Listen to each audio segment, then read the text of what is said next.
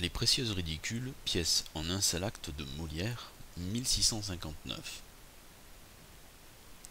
Deux jeunes gens, Lagrange et Ducroizy, sortent de la maison de Gorgibus, un vieux bourgeois de province arrivé à Paris il y a quelque temps.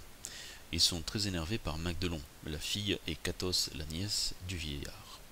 Lagrange explique à son ami comment il compte se venger des deux jeunes filles. Il va leur faire rencontrer Mascarille, son valet, qui joue souvent aux riches bourgeois. Gorgibus apprend qu'elles se sont mal comportées avec les deux jeunes hommes qu'il veut qu'elles épousent, et leur demande des explications. Magdelon et Cathos ne veulent pas se marier avec eux, car ils ne sont pas assez raffinés à leur goût et veulent vivre plutôt des aventures romanesques.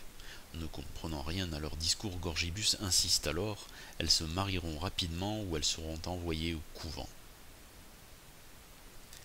Une fois Gorgibus parti, Magdelon et Cathos se plaisent à rêver qu'elles ont en fait des parents de haute noblesse et qu'elles connaissent un destin fantastique. C'est alors que Marotte, leur servante, fait entrer Mascarille, qui se fait passer pour un marquis raffiné. Il leur fait beaucoup de compliments et leur promet un brillant avenir.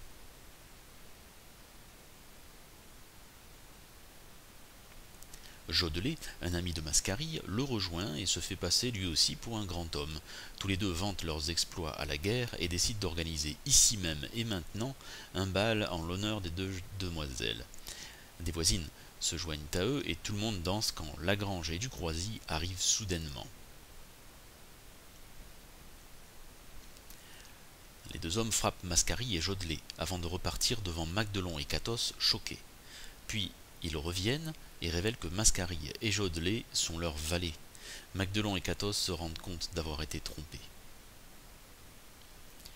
Elles se plaignent à Gorgibus qu'on s'est fichu d'elles, mais Gorgibus leur explique qu'elles n'ont eu que ce qu'elles méritaient et en colère il met dehors les musiciens et les valets, s'en prenant à toutes ces chansons et ces romans qui ont mis dans leur tête des idées de grandeur ridicule.